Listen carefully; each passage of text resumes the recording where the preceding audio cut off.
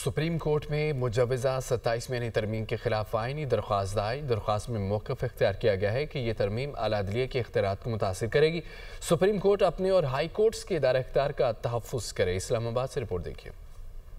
तरमीम अदालतों के इख्तियार को मुतासिर करेगी। मुजवज़ा 27वीं आईनी तरमीम के खिलाफ सुप्रीम कोर्ट में आईनी दरख्वास्त दायर। दरख्वास्त बैरिस्टर अली ताहिर की जानिब से आर्टिकल 184(3) के तहत दायर की गई है। दरख्वास्त में मौक़िफ़ अपनाया गया है कि मुजवज़ा तरमीम सुप्रीम कोर्ट और हाई कोर्ट्स के अदालती इख्तियारात से मुताल्लिक है। आर्टिकल 184(3) और 199 के तहत अदालती जायजे के इख्तियारात आइन का बुनियादी स्तून है, जिन्हें खत्म नहीं किया जा सकता। दरख्वास्त गुजार के मुताबिक अगर तरमीम मंजूर हो गई तो सुप्रीम कोर्ट और हाई कोर्ट्स आईनी मामलात सुनने के इख्तियार से महरूम हो जाएंगी, जिससे अदालती निज़ाम मफलूज और अदालतें गैर मुअस्सर हो जाएंगी।